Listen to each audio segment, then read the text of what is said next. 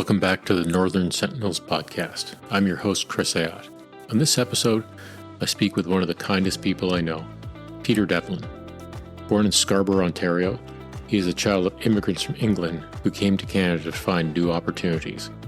His father was in the British military, which likely planted the seed for his lifetime of service. He enrolled in the Army, and with his wife Judy, moved the family 12 times over his 35 years in uniform.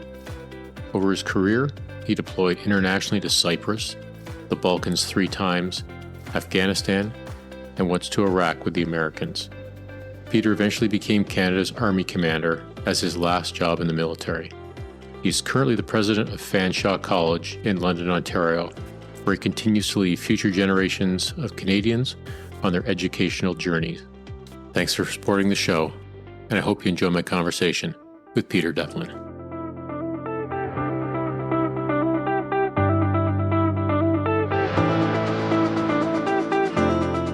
Peter, good morning. Welcome to the podcast. Good morning, Chris. A treat to be with you. Always great to see you, and really wonderful to be able to spend some time with you today and get to know you a little bit better. And we'll start off with, as I always do, the origin story. And where did you grow up? Chris, I was born and raised in Toronto. Toronto proper? Toronto, where was born and raised in Scarborough, which was at the time the suburbs. And in fact, not too a couple of streets north of 401 would have been gravel roads as I was growing up. How were your parents in Toronto? So both of my parents, Chris, came to Canada from England. They met in Toronto, though. My father would have been in the British military. He was an EME sergeant, airborne, and came to Canada in search of opportunity. My mother came to Canada with her parents, also in search of opportunity, and they would have met in Toronto. Probably in the early 50s, and they were married in 1955. Okay. And what did both sides of the family coming from England, what was that their families do? What are the origins of each side of the family? So my father would have come by himself, so he would have ended his military service, and his parents were passed at that time, Chris. So he was very much looking for new opportunity, a new life. Believed Canada would be a great place to explore those opportunities and that new life. My mother came with her family, her parents, and 2 sisters. And likewise, they would have come for a new life, a new opportunity.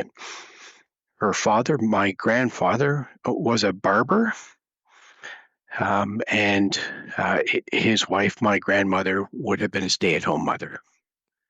Did your grandfather ply his trade as a barber in Toronto? Sure did, Chris. I got short back and sides every single Saturday, even when it was not cool to have short back and sides. Before we headed to my grandparents' place for dinner and to watch Hockey Night in Canada on Saturday evening. So your grandfather is a barber, so that's good. It was less of a shock joining the Army when you already had the haircut. Absolutely. Yes, it sure was. So yes, I had experienced that weekly. And so your father was in the British military. What compelled him to take that path in life? His father would have been in the military as well. Oh, wow. Okay. My father born in India. My father's father would have been part of the British Army in India, and was in the supply and ordnance team. And did you ever have an opportunity to sort of get stories from your father, whether it was his time in the military or your grandfather's time in the military? Did those sort of stories permeate down at all? Dinner table, anything like that? Yes, but not to any great extent. My dad talked with great fondness about growing up in India. He spoke with fondness about his time in the military. Too young to serve in World War II. But there was just what bonds military folk, the friendship, the brotherhood and sisterhood of being in arms, and the friendships, Chris, because we would have had some of his military buddies that would have popped by our place as they were traveling, mostly from England. And it would have been rewarding to see the strength of their friendships and listen to some of their stories when they gathered. And where was your father during the Second World War? You said he was too young to serve. So he would have been in England at that time, Chris. Whereabouts was he? I guess what I'm interested in is his experience as a young person, not old enough to serve, but old enough to probably be quite aware of what's going on. He would have explained it through what he called the boys' service. So while too young to serve, he would have been in the boys' service, which I equate to our cadet movement here in Canada. Okay. And didn't really talk too much about that, Chris. Yeah, it's. I think this is a common theme. I was actually talking to a friend the other day about capturing stories from family history, and my grandfather was in Bomber Command in the Second World War. He didn't really speak about it much, and there was a moment in his last few years where I was at his place in Chilliwack, and he just started talking, and I fumbling with my iPhone to hit record, and ended up getting about 45 minutes of him just sort of talking about his experiences. It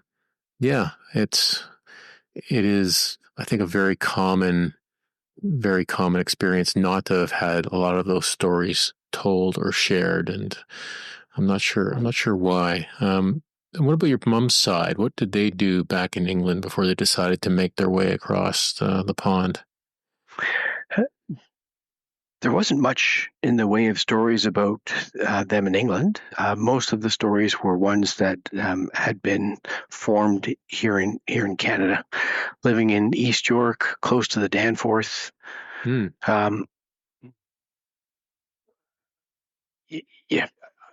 Yeah, a wonderful small home where three young girls, including my mother, grew up, and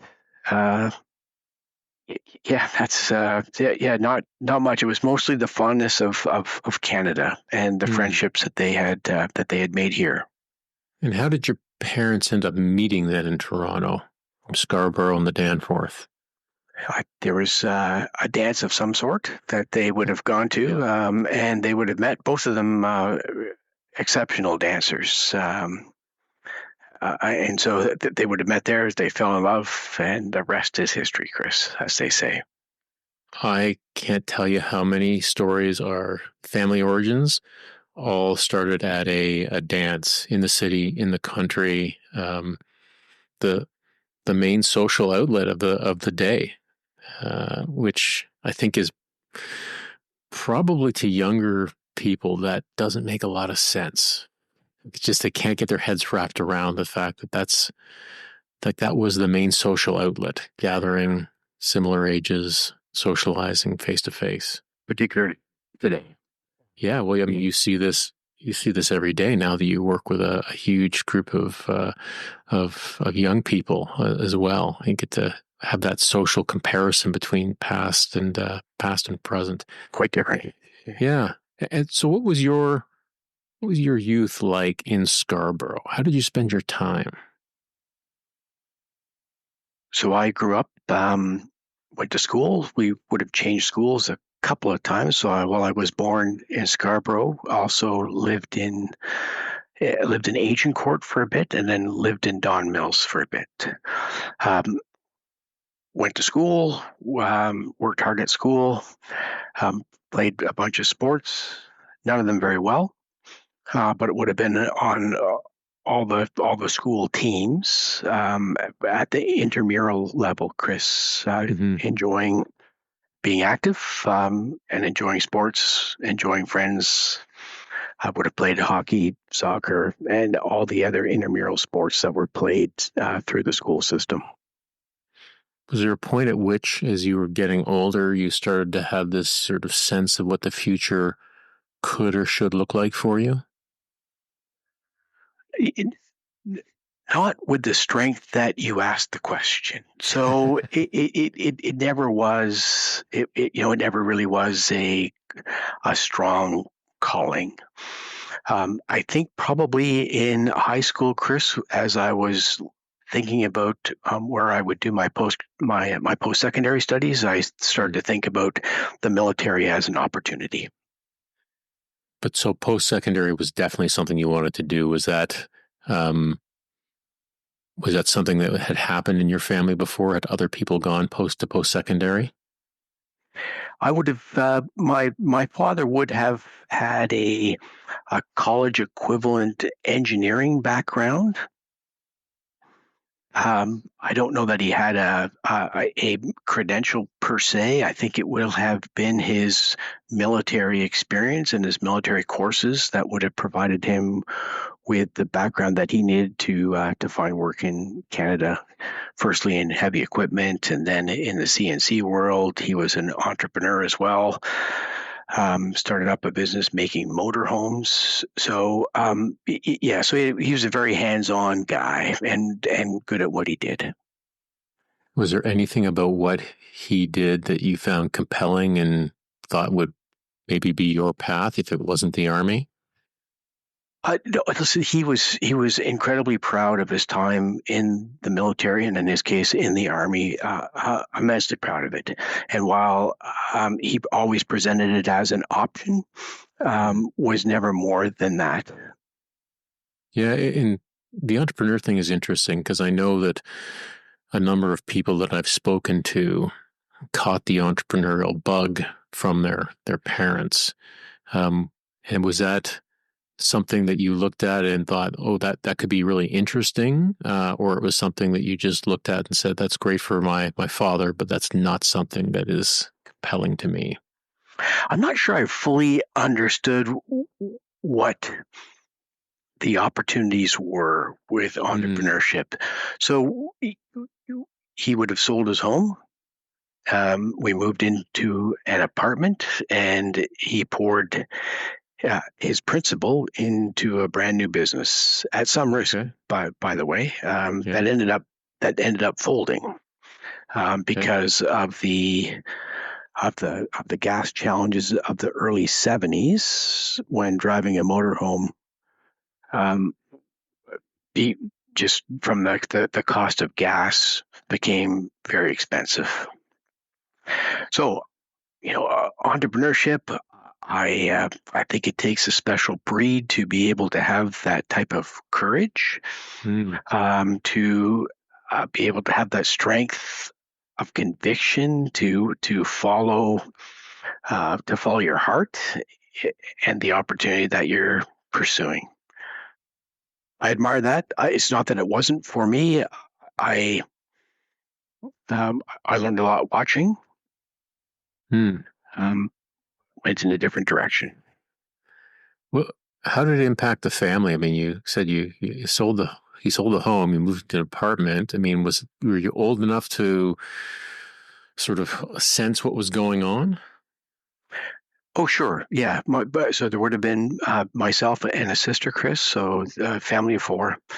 My mother always super supportive.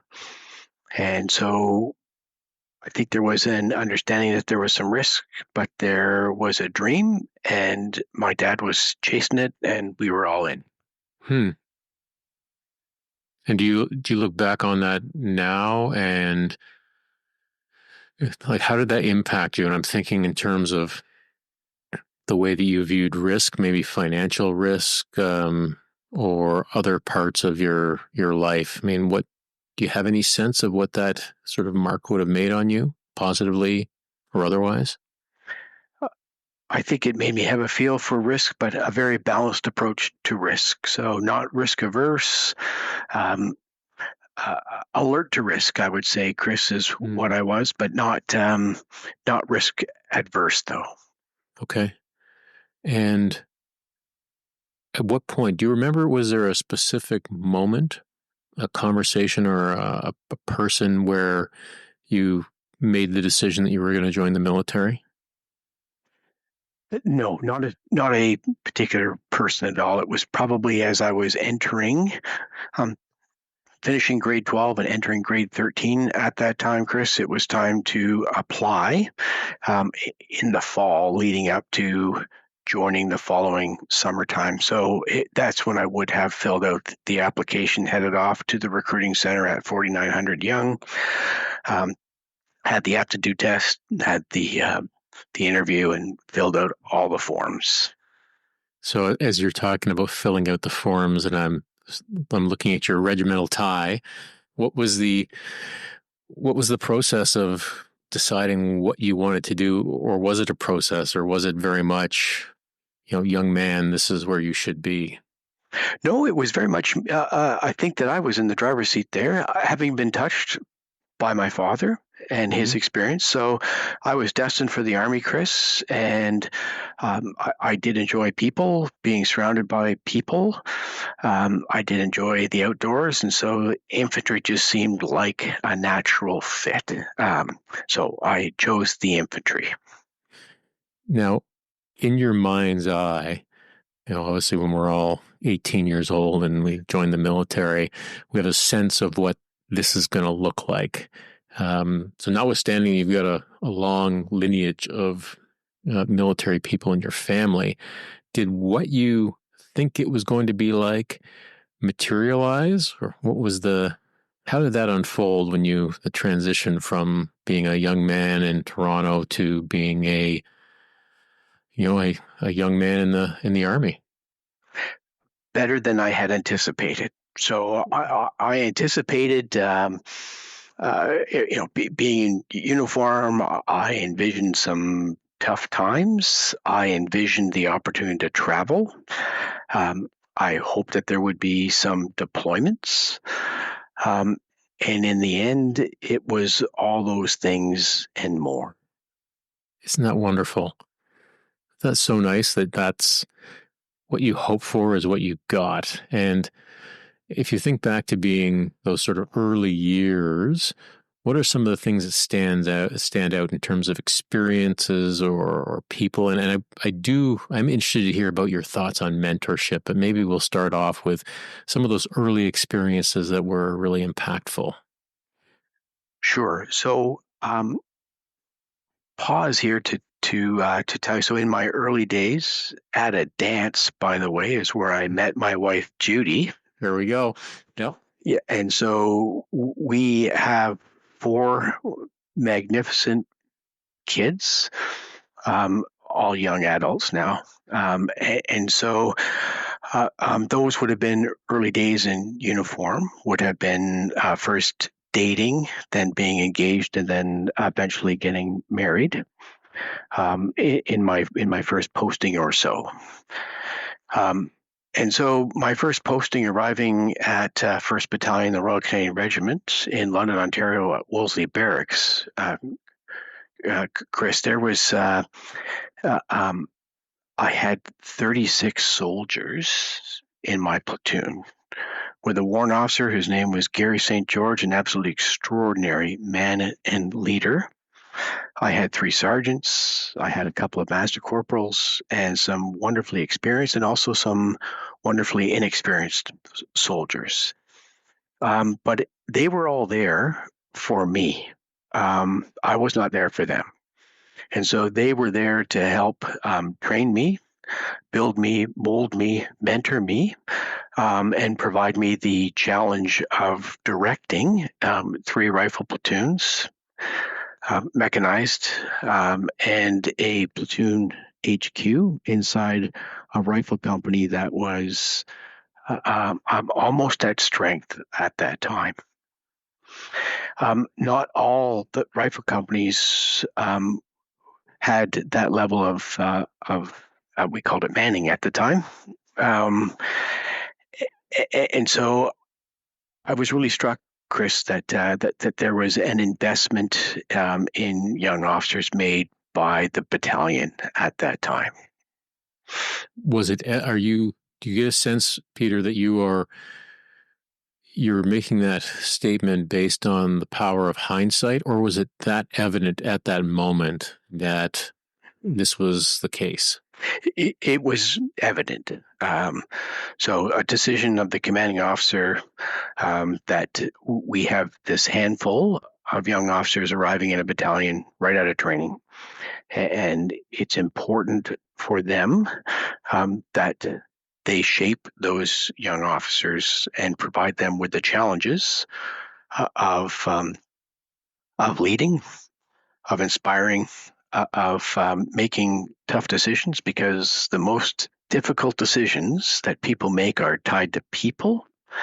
And so I would have lived through the challenges of 36 folks, some strong, some not so strong, some with the challenges of youth, whether that would have been relationships, whether it would have been alcohol, whether it would have been finance, and young leaders who were intimately involved in helping guide young soldiers.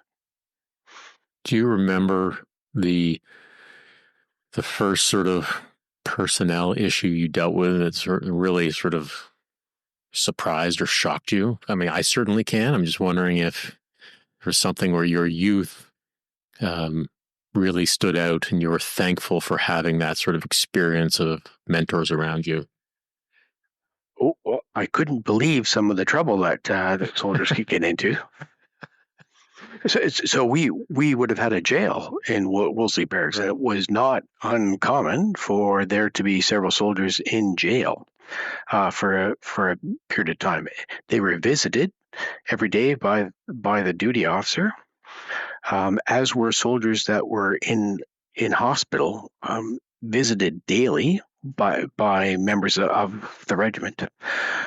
It wouldn't have been relationship and money based, and so just a young guy that had his heart broken, had made some not so wise decisions with regard to his money, and was just in a really difficult position as a result of that, and just needed some help, needed some hard love. Right. Hard love. Yeah. Were you the sort of person as a young man who took advice and mentoring well? I think I did. I hope I gave it out too. But at that particular time, Chris, I also benefited from the wisdom and the experience of some exceptional senior NCOs, like Warrant Officer Gary St. George, who often would just put his arm around me and say, "Hey, this is difficult, and here are some of the things that you need to be thinking." It's such a wonderful thing to have. I mean, I was equally as fortunate to have that level of care and mentoring from my troop warrant officer and a number of NCOs in the troop who were very generous, and I say kind not in a coddling sort of way, but in an understanding that I'm in a learning stage here, and if we're all going to succeed, then they need to have that sort of approach to me where it is, they're teaching, they're helping me succeed. And I'm sure you've seen, as I have, that not being the case at times, and it does not have the best of results. Absolutely. Yeah. Now, I'm curious as to your, at what point did you get married in your career? Early. 1984 is when I was married. So I've been married a little over 40 years now, Chris. So I would have been a platoon commander at the time when I was married. If you might recall, you had to seek the permission of the commanding officer to get married, which I did, and was granted approval. Was married in the officers' mess with a significant number of the battalion officers that would have been present for the wedding. And your wife's name is Judy? My wife's name is Judy. And how did Judy come from a military background at all? I mean, No, she did not. Her mother was a public servant that worked on a military facility in London. Actually, wasn't overly fond of those in uniform at that particular time, but I was welcomed into their family, Chris, and very much made part of their family. Judy comes from a family of 4 kids, three boys and 1 girl. So her mom and dad were particularly alert to who she was hanging out with, and that would have been me. I mean, I always ask people who were on the show who served, I mean, what that transition was like, but I'm not sure I've ever asked how the transition was for your spouse in becoming part of forming a military family. How do you think Judy sort of found that transition? I think she found it exciting at times and difficult at times. So we would have been married for less than a year before we were posted, first of 12 postings. So moving away from home would have been a little bit difficult, but Chris, there was a feeling of excitement and opportunity going to a new province, a different type of assignment for both of us. She was a part-time employee at a bank, and so she was able to get a transfer to be another part-time employee. This time it was in Quebec, so she was able to learn a little bit of French as well. And as we moved from one posting to the next, and we had our kids, Judy was for the most part a stay-at-home mom, an incredible volunteer, a good community leader, and a great role model for our kids. And life revolved around kids. Taxi driver extraordinaire, supporter extraordinaire for all the different kids' activities. And one of the biggest lifts for military families, I mean, other than the moves you've outlined, tends to be deployments. And how was that sort of your first deployment for you, for Judy, for the family? Because that really becomes one of those big moments in a military career, is that first deployment. Sure. The first deployment, Chris, was to Cyprus. It was in 1984. And of course, there was a green line. There were 2 sides. And at the time, it was very much a East-West NATO versus Warsaw Pact that you might recall. I don't think, though, that the mission and the deployment had a lot of danger surrounding it, the way deployments evolved over my time in service. But there would have been things like the opportunity for a holiday together, of which she would have at the time traveled out of Trenton to Europe on an old Boeing, and then jumped on a Herc to travel into Cyprus, because we decided that we would take our holiday there. I'd never been on a Herc, never been on a Boeing for sure. But if you jump on a Herc and you're a woman and you need to go to the washroom, of course it's behind the curtain and it's a bucket, and so that was a bit of a surprise. Just ask her. But so that there would have been the travel there. We would have enjoyed a couple of weeks together, and the deployment would have been one phone call. Based on the number of units or clicks on the phone. I think we had one phone call every 2 weeks, if I can recall. We would have written on those green airmail Yep. notes back and forth.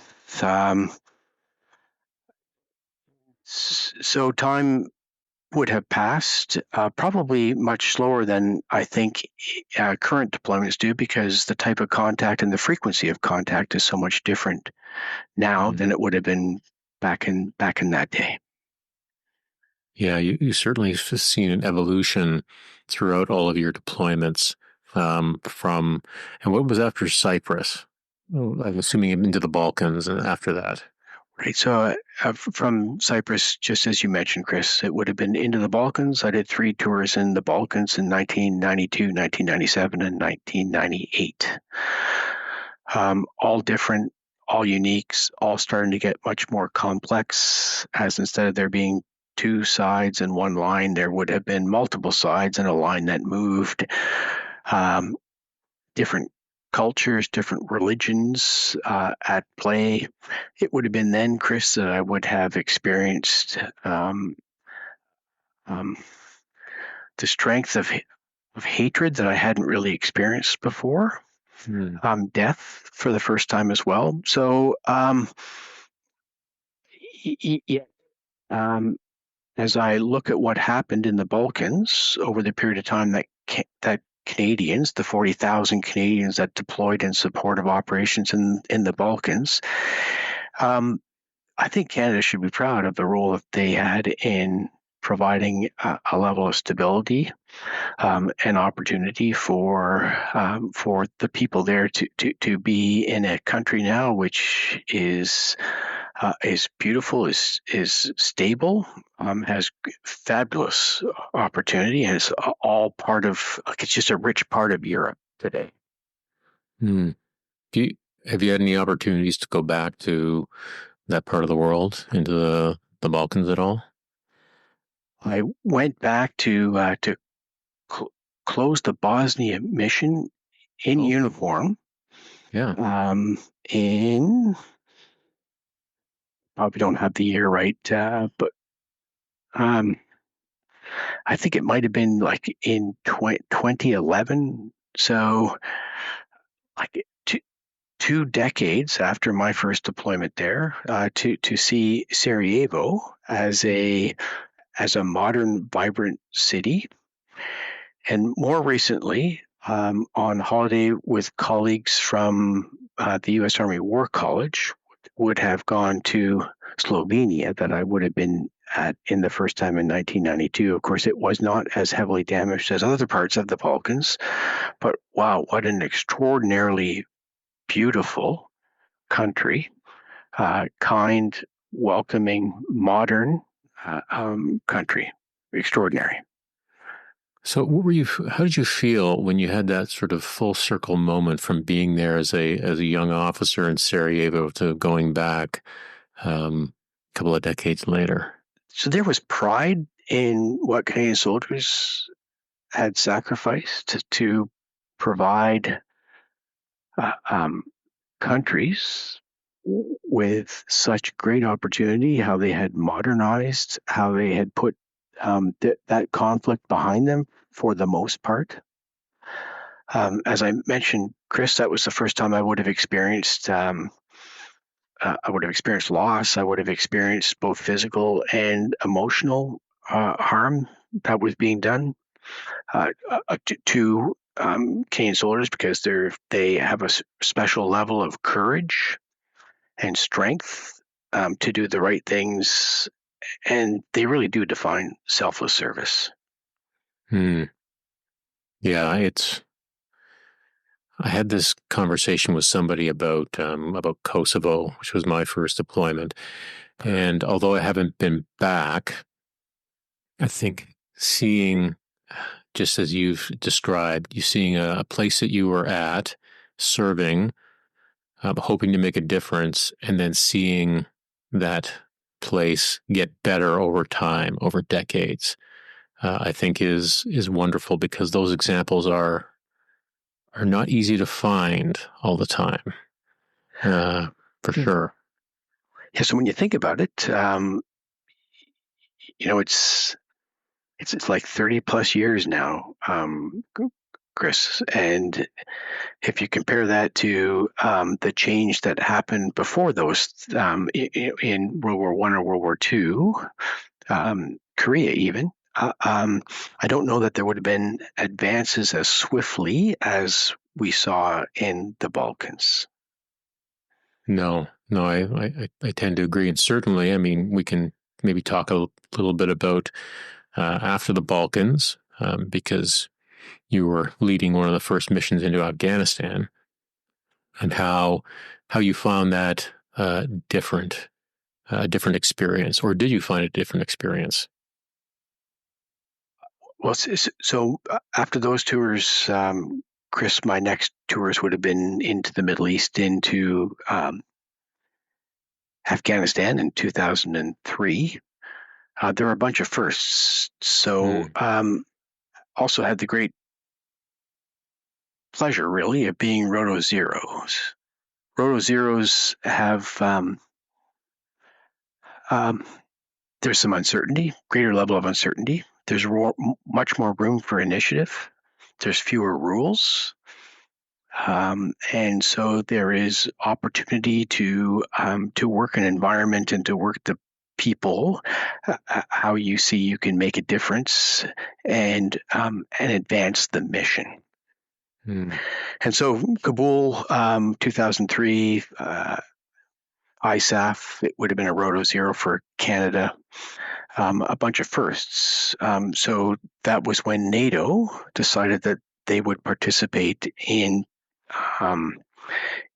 operations like was happening in Afghanistan. So it was, in fact, NATO's first out-of-area operation. And so I would have taken command of the brigade, multinational brigade, in July, and in September, that mission became a NATO mission, and so had the benefit of a formed headquarters and some of the capabilities, albeit still evolving, still under discussion as to what would be deployed. But KMNB was a bunch of firsts. So first NATO. First, we would have leased air defense radars for sites, not with a strike capability, but just with just to be able to alert us to indirect fire coming at our camps. We would have had Spurwer, which was right. So a UAV. A UAV, of course, that was meant to be do its mission and then recovered. It didn't always recover well, the Spurwer, and it was not small either. It was a large UAV with limited capability. So like just some of the examples of the firsts that were happening at that time, and the changes and advances in technology, the advances in and the heightened respect for things like intelligence were all things that were evolving so quickly at that period of time, Chris. And in the lead up to the missions, actually the first time that we met, and I don't know if I've shared this story with you before, but you had brought the brigade to Gagetown to train before you deployed. And one of the people on your staff used to be at the School of Military Engineering with me, and I was the operations officer. And he said, the brigade commander might need to use an office when he comes out of the field. So can he use your office? I said, yeah, of course. So I had gone off for lunch or gone to the gym, and I came back. And I'd never met you before. You were not in uniform. You were sitting behind my desk, working away on something. I walked into the office and said, who's sitting at my desk? And then I'd sort of just remembered, oh, that's right. Carl had told me that. So I walked in, said, hi, how are you? And you said, oh, this must be your office. And I'm Peter Devlin. I'm the 2 Brigade commander. And, oh, sir. Lovely to meet you. I think Well, this is your office. there were some. So Carl Michaud was the Brigade 3, an extraordinary leader. Also teamed up with Craig Moore, who was an EME officer, was the G4. You would probably know Chief Warrant Officer Wayne Ford, who was the brigade sergeant major, another combat engineer, and an incredibly wise, strong, powerful leader. And I also did work with Carl McQuillan, Kevin Cotton, Bruce Ewing, and the maneuver unit commander would have from 3rd Battalion. And also from 2 service battalions. So it would have been Don Denny and Chief Warrant Officer Bradley that were the command team for 3 RCR. And Christopher Thurrett, if you recall him, would have been, so he would have been leading 2 service battalion and then went on to lead the national support element in Kabul. Talk about a lot of firsts. I mean, this was very early days in Afghanistan. So notwithstanding the great work of 3PPCLI and Op Apollo in Kandahar, and I had a previous guest, Al Luft, who was a platoon commander on that mission. Did anybody get a sense of the moment in history of where you were at, of what you were doing? Because it was so early, it's often hard to really grasp that. But so one of the other firsts, Chris, is when you deploy on a Roto 0, there's a lot of uncertainty from the gang that you work with, like the local authorities, whether they be police or military or the local civilians. I found that in the Balkans too. So deployed under a UN flag with a white vehicle and a blue beret, but initially there was huge respect.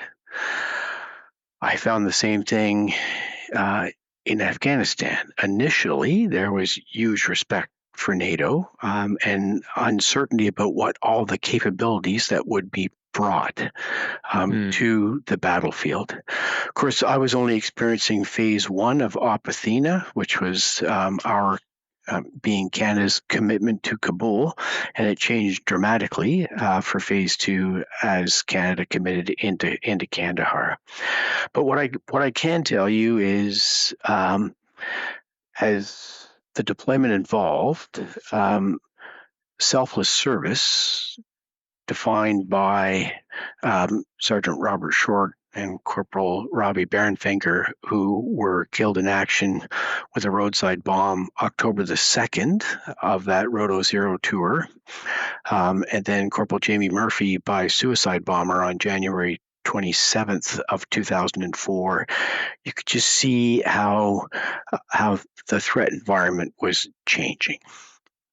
How did that impact the force? And I ask that because notwithstanding the casualties in Op Apollo, which was from a U.S. bomb, this really represented the first KIA from enemy since sometime in the Balkans.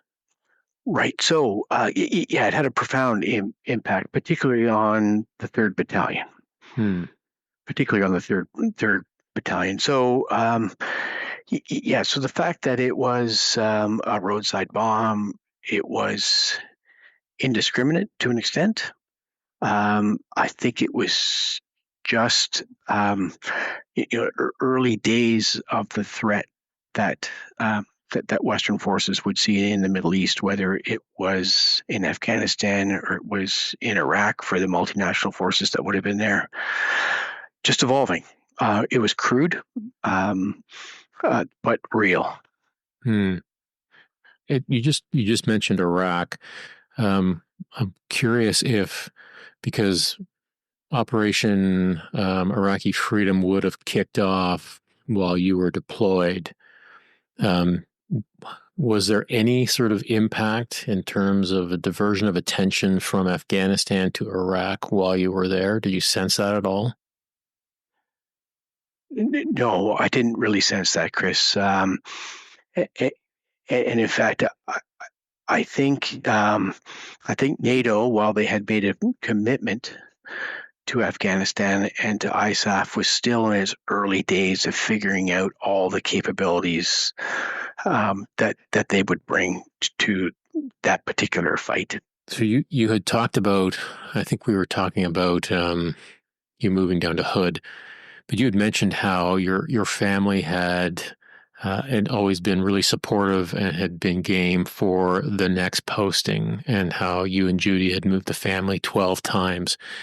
Do you have any advice on how did you do that? And I ask that specifically because I think one of the things that has become a obstacle to retention is the number of moves for military families, and I make no judgment on that. Everybody's got their own needs, but I'm curious as to how you and Judy went about with 4 kids, designing it, talking about it so that it was supported, understood, however that was. It's a great point, Chris. And I think that society has evolved and changed since I was moving. However, I think moving to a different country or a different province or a different base within the province provides priceless and magical opportunities for families to grow different friends, to experience different schools, and just to see different parts of the country. So it is an adventure together as a family. I think it has the potential to bring families closer together. I think, above all, there's just the magnificent memories that come from living in different parts of Canada, different provinces, different parts of the world. And it's the stories that come from those different memories that always unite families and allow there to be smiles and laughs when we gather. Maybe we'll move from sort of the deployments, and I'm interested in your time as the commander of the Canadian Army. I'm interested in a whole bunch of different aspects of this, and maybe the first thing I'll ask is, how did, not to oversimplify, but how did you end up in the job? Was this something that looked like it was going to happen? Was it a surprise? Was it something that you were interested in? Like, how did this all come about, you being our Army commander?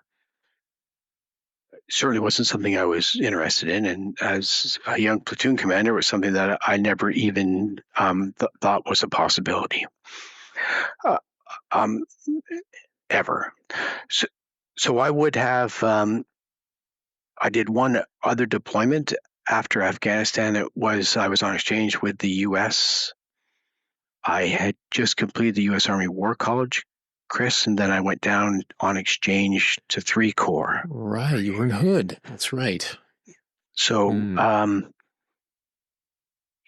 we talked earlier about family. So this is so my family's again moving now from Carlisle, Pennsylvania, we're at the home of the U.S. Army War College, to Fort Hood, Texas. I only say that because my family was so good. We moved all the time, and it was never hesitation that we were going to be moving in a year or 2 years or whatever. So we packed up and moved, 3 hockey players and a figure skater, to Texas, right? And in Texas, I would have deployed for the last time. It would have been during the U.S. surge. So I would have deployed and spent 16 months in Iraq. At the height of the insurgency, a lot of casualties, mostly U.S., but a real commitment of nations that were part of the multinational force there to do what what they had signed up to do in support of Iraq and the Iraqi people. And from there, I came back to Canada. Had the good fortune to be in what was called CEFCOM at the time, Canadian Expeditionary Forces Command. So I really enjoyed that, Chris, because it was still a focus on Canada's deployments internationally. Right. And so whether they would have been ones and twos that were doing magnificent work in Africa, to whether it would have been our mission in Afghanistan as part of Operathena Phase 2, so really tough fighting that was happening in Kandahar, to operations in northern Canada too.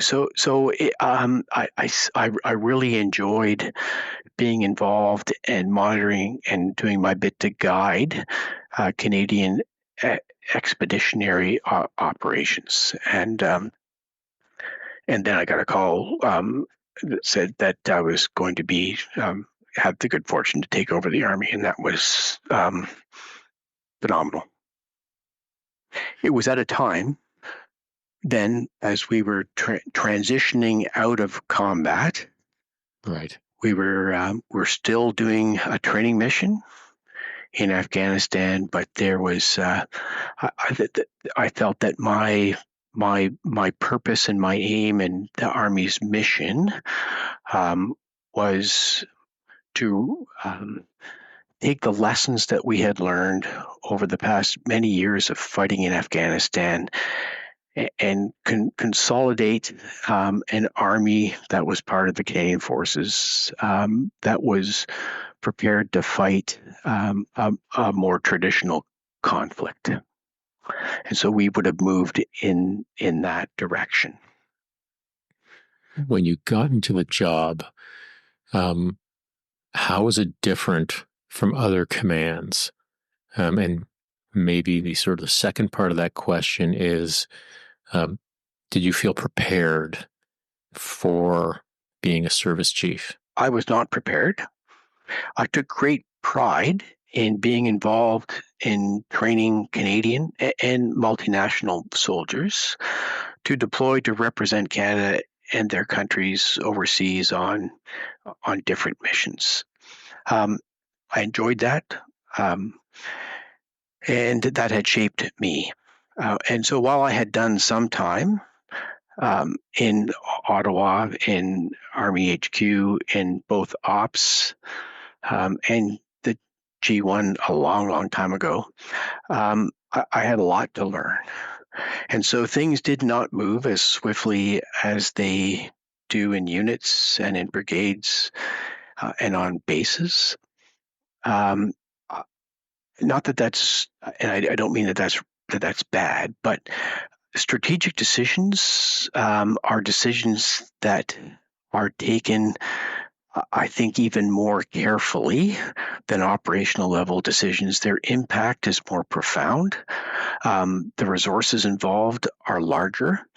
And so I would have done my best to make those strategic level decisions, weighing the appropriate amount of information that I had and the impact that it was going to have on the Army and the Canadian Forces. And I didn't fully appreciate the rub between services and the competition for resources either, Chris. Yeah, I was just sort of thinking that you took over command at a time where the Army had been the center of attention for the better part of a decade, and how that probably made it rather challenging, not just for the other services, but for the military at large in the town, having absorbed so many resources away from other things. That probably was quite difficult. Yeah, I think it's great point, Chris. And so I definitely would have experienced that. I would have felt that. Saying that though, I think Afghanistan really unified the Canadian Forces, and proudly we just like Canadian armed forces made up of the Army, the Navy, the Air Force, special forces, and the civilian element. I really do think that Afghanistan and operations in a challenging environment with casualties brought Canada and the Canadian forces and the department closer than they ever were. Yeah, it's a great point, and I've said this often, and you tilted at it early in the conversation about the power of the shared experience, and I think it's worth noting that although the Army was at the center of Afghanistan, it was a joint effort, and there's lots of people from across the military, regardless of service, that served in Afghanistan and have that shared experience on that mission. Absolutely. Yeah. Now, when you look back at your time as the Army commander, notwithstanding dealing with Afghanistan and other operations, what are the things that really stand out to you as being some of the more memorable events, or the things that you thought that you really enjoyed about the job of being Canada's Army commander? So I would have enjoyed immensely visiting training, visiting troops, visiting across the country. We have great training schools with incredibly passionate staff leaders that are there that are molding the next generation of Canadian soldiers. I think that's is what brought me great satisfaction. I also think, Chris, that coming out of that time, Canada internationally had made a significant commitment, time, resources, but especially lives. And I think that we were held. I think that Canada commanded a reasonable amount of respect from our commitment in Afghanistan. So as I would have traveled to further relationships, either in the Americas or in Europe, people were curious. They were interested. They were thirsty for some of the lessons that Canada had learned in Afghanistan. And proudly, I think Canada was in a good position to be able to share some of those experiences and those wisdoms. Now, you've spent a fair bit of time with the Americans. So you're at U.S. Army War College. For those that don't know, it's a year-long professional development course. Takes place in Carlisle, Pennsylvania, and then you, like you said, you went down to Killeen, Texas, to Fort Hood, and there's probably no more intense way to get to know people in a culture than to deploy militarily with them. And I'm curious about your thoughts in terms of, because you were just talking about how people were interested in our perspectives and respectful of what we had done. And not to put words in your mouth, but my sense is that when dealing with anybody, and we're talking about the Americans here, I mean, it is really about what you're adding. How are you adding value? Are they, are you sharing the load, the burden with them? I mean, that's kind of my sense from my experience, but I'm curious if you have a different perspective or if that was your experience. No, that very much would have been my experience. I think that the U.S. military is extremely good at what they do. They are mission focused. They have a more kinetic look at operations than Canadians do. And so I think if you asked me about the little bit of value that I would have brought to 3 Corps and their mission as they deployed, would have been of a view of the strength of multinationalism and the strength of the international community. So whether it was some of the non-governmental organizations who were keen to operate in Iraq, either from a health or a food point of view, or it was how countries were brought into the mission, the national caveats, and helping to remove as many of those caveats as possible as they were deploying into theater, cultivating relationships with other countries. I think that was one of the strengths that a non-American like me brought to the fight in Iraq, was just an awareness of the strength and the challenges, but particularly the strengths of multinationalism and the international community. Now, at what point did you know that you were going to be leaving the military?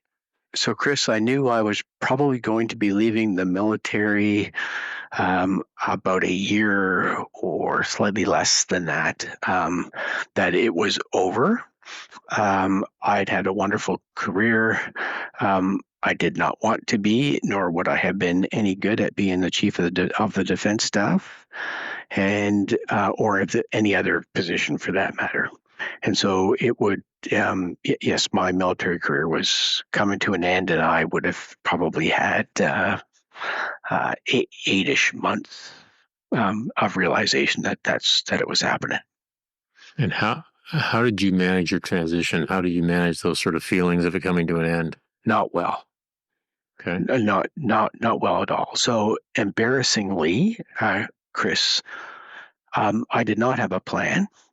And it wasn't until just a few months before it was coming to an end that I started to poke around at what I could do. And I found it quite difficult because when you say you're in the military, there is this view of military folks that's actually not quite true, because we have incredibly big hearts. We are people. We are people leaders. We have rich experiences. And so I just found, Chris, that it was difficult to get traction anywhere. I had applied for a few things, and all did not materialize. I did learn about the strength of search firms, which I knew nothing about before I was getting out. I did go through a transition program a couple months before I went out, which would have been helpful because I did not have a resume, as an example. I didn't even know what LinkedIn was before that transition program. And so that, I think it was a week long, Chris. I did find that useful. It provided much more focus than I had prior to that. So so I would have looked. That would have allowed me to be much more focused in my search for life after the military. Yeah. So I don't think your experience is unique, Peter. But my thoughts are, and please challenge me if you see it differently, is that when we're serving, nobody tends to talk about transition. It's better now, but about what are you going to do next? What happens if you get, ill or injured?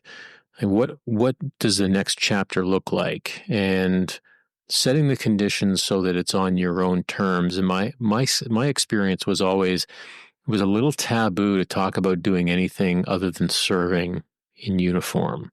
What was your sort of experience or your career about talking or thinking about what life would look like after the military? Chris, it was something that we didn't talk about. We were devoted entirely to the military.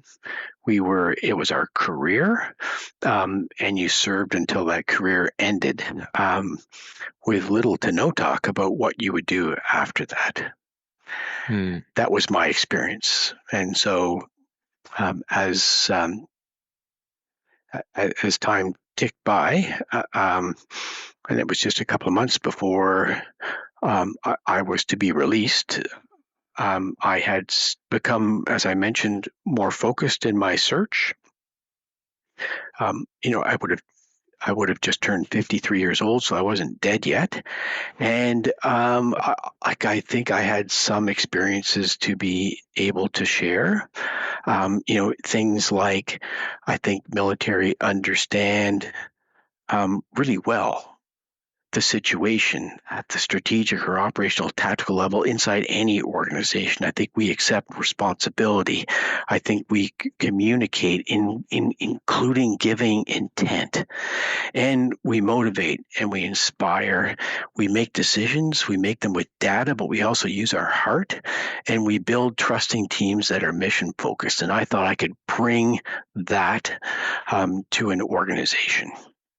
And so I had applied mostly unsuccessfully, and I had applied to lead Fanshawe College in London, Ontario, not as part of a master plan at all, Chris, but it was just I had applied because I'd spent a career training Canadian soldiers, and I thought I could maybe change that word from train to educate. And so that's what I had the good fortune of doing. And what was that like then, that next transition? So you didn't have a master plan. Obviously London made sense for your family, for your roots, for Judy's roots.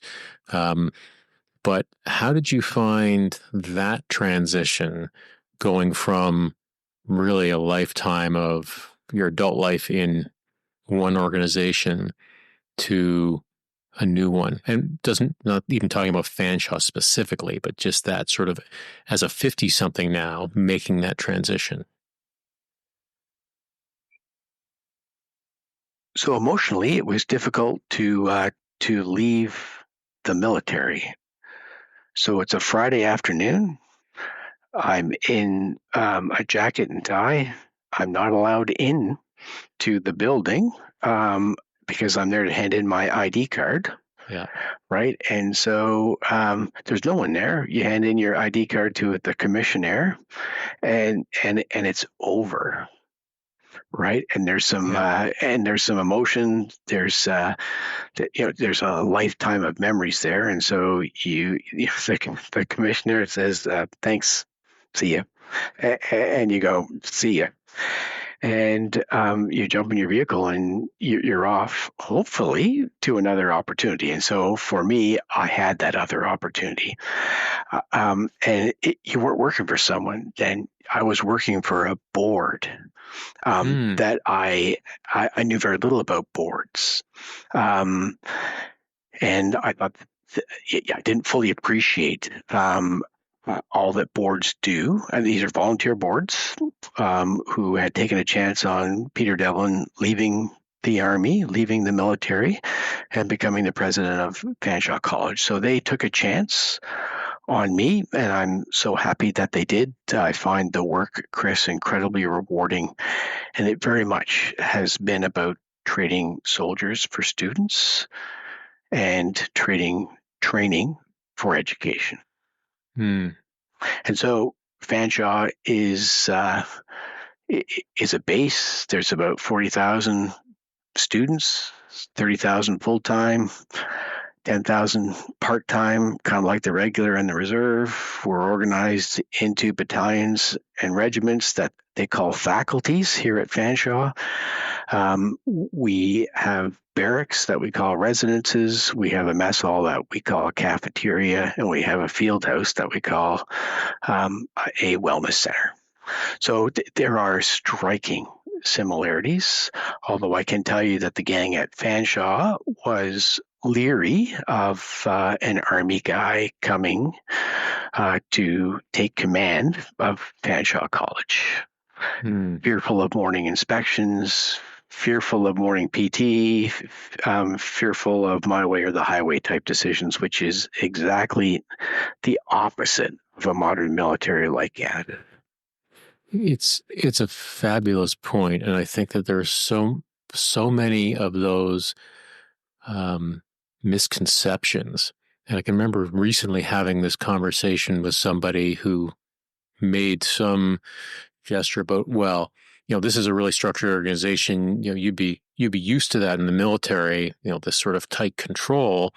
And I said, well, actually, it's a very, very hierarchical organization, but we expect people to work with intent and use initiative to do things so we don't have to spend time in this close supervision. We don't want to do that. We want them to be able to make decisions in uncertainty, use intent, use their initiative, rooted in, living ethics and values like that. That's what we want. So actually, there's a lot of latitude if you're working with intent, and they were quite surprised by that. And I'm wondering, did you have those moments as you sort of got into Fanshawe where it started to strip away maybe those preconceived notions about, Peter Devlin leading engineering faculty this morning? We're going for a run. Yeah.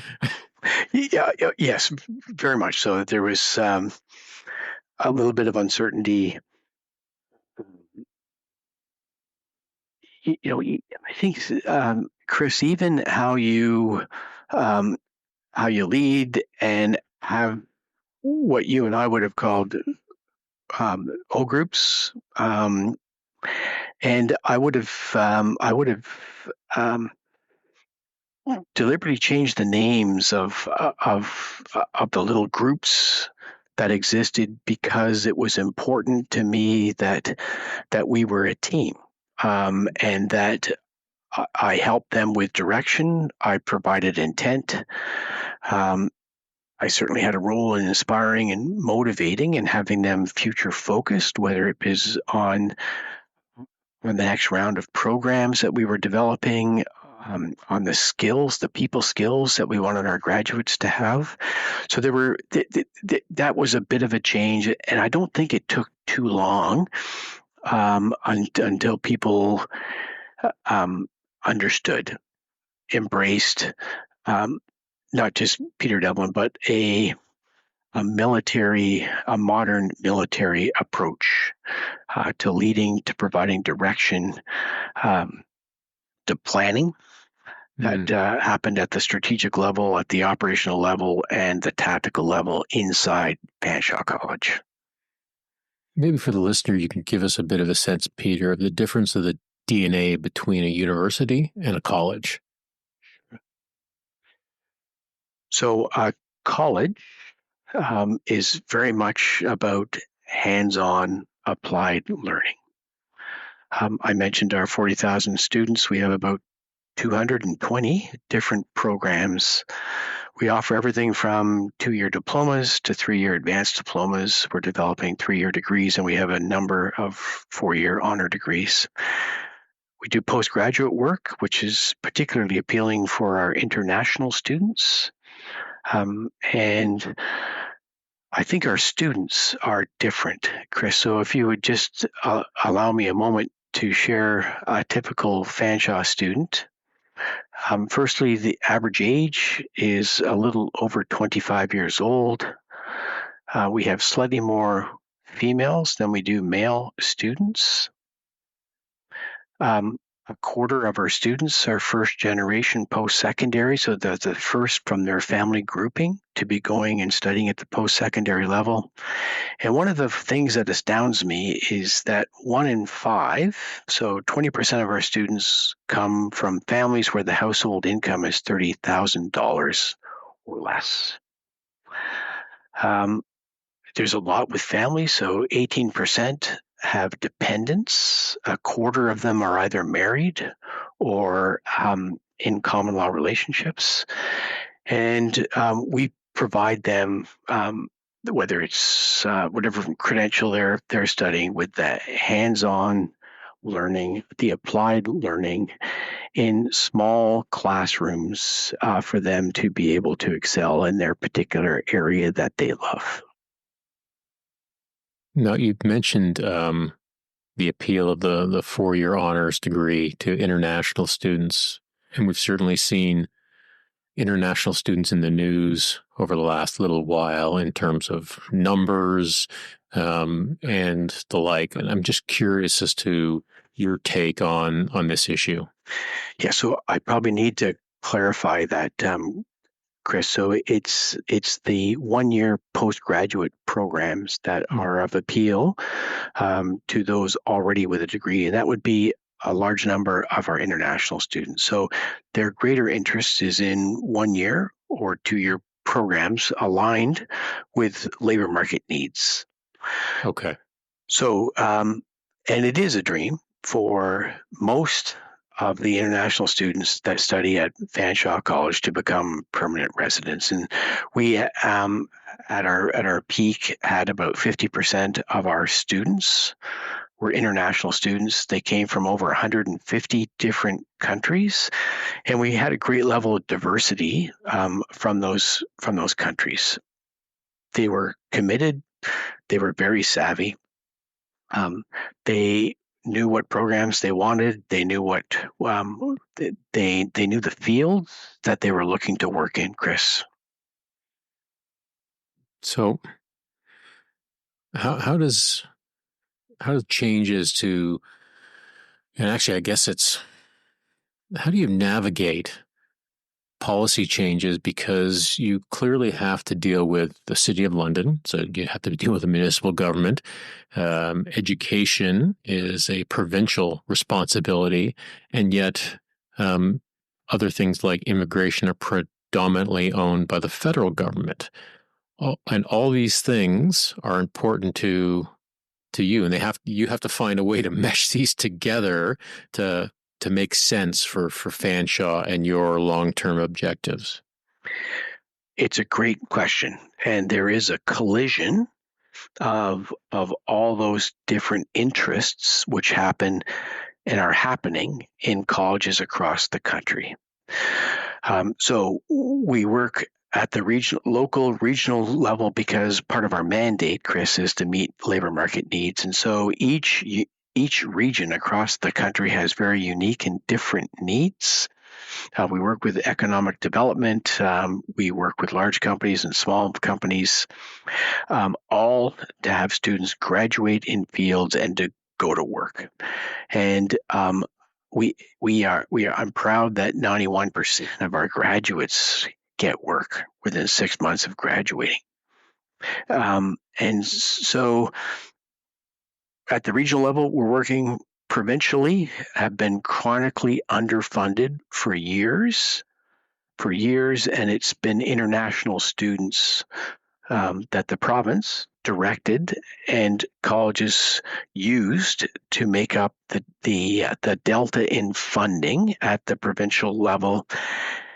And then you have the federal level without a Department of Education is trying to balance the needs of the federal government, most recently by limiting the number of international students coming to Canada.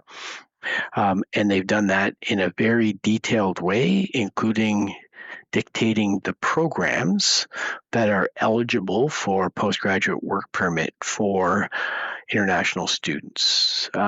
Which I think was a mistake, and colleges, by being allocated a number of international students, could have well managed their programs and could have much better managed meeting labor market needs than the micromanagement that's happening at the federal level. So what's the long-term impact then on educational institutions? Because I think we, like so many things, I mean, these aren't necessarily done over a long period of time to allow adjustment, right? The current status quo has evolved over decades or years, but the tap tends to get turned off immediately, and the downstream effects, you have to manage those. So how do you, and other colleges, do you work as a collective on this to try and find solutions? You're all unique, so you have to find bespoke solutions. I mean, how do you deal with these sort of policy changes that you have little ability to influence? It's very interesting. So we would be part and members of national associations like Colleges and Institutes Canada, which does a wonderful job of making the point to the federal government. In Ontario, we would be members of Colleges Ontario that advocates for colleges inside this province. But for the most part, just as you say, Chris, we need to make adjustments. And so we're in the throes of studying this right now. There will be a number of programs that will be canceled. And there will be a downsizing in staff to meet the new budget reality of today. It will take a couple of years for us to realize that, because we will teach out every single student that is growing and learning at Fanshawe today, regardless of what program they are in. So we will make sure that they graduate successfully and that they find work. And we will then make, as this will be an ongoing process, to make program adjustments, to make staffing adjustments, so that we can live in our new reality at the same time advocating for better funding, whether it be from the provincial government or the federal government. In Ontario, I'd let you know and share, Chris, that colleges are funded at 44% of the national average. So, Really? Yeah, it's for what arguably is Canada's most prosperous province. It's embarrassingly low, particularly if you believe that education is the future.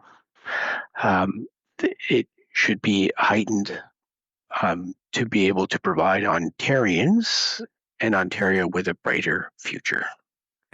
Peter, one of the things that I really like that you're doing down at Fanshawe is your connection with the military. And we have a mutual friend in Chris Brown, who I don't know if he's still the brigade commander down there, and I saw the two of you on social media launching this, and I just love the idea. Can you give the listener a little bit of a sense of this sort of connection between Fanshawe and the Canadian Armed Forces?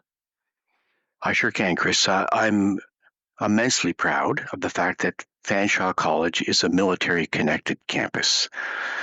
And what that means is, and we're very flexible in how we define military-connected students. And so you could be a current serving, regular or reserve soldier. You could be a veteran, a D&D civilian, immediate family of serving or veterans, or foreign allied military veterans. And so it's a definition of military connectedness that has respect for the experiences of these students, whether they served or whether they were family members. And today, Chris, there's 600 self-identified military-connected students that are studying at Fanshawe. And if you'd allow me, I'd give you 3 examples of some extraordinary opportunities, including the one connected to 31 Brigade that Chris Brown commands. And so with 31 Brigade, we have an MOU that has folks enroll in the Canadian Armed Forces. They receive their basic training in London, and then they're able to work full-time for 4 months during their co-op period of their learning at Fanshawe College that makes a direct contribution to their academic program while serving 31 Brigade.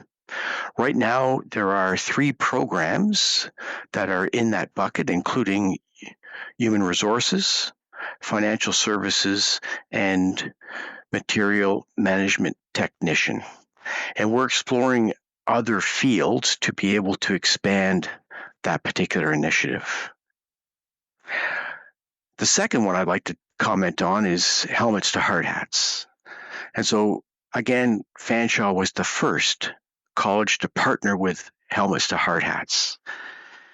And if there is someone who is interested in the trades, we connect them directly with a Helmets to Hard Hats representative to explore opportunities which are mostly centered on apprenticeship. And so we have a number of apprentice programs that we offer at the college. And so it's just another example of a wonderful partnership with H2H. helmets to hard hats,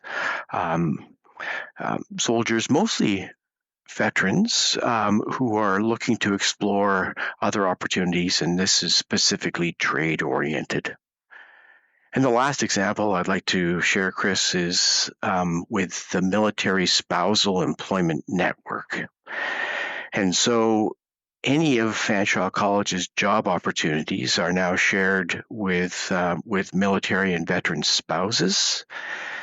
And our students have access to the network's military spousal supportive companies. And so it's great for military spouses serving or veterans.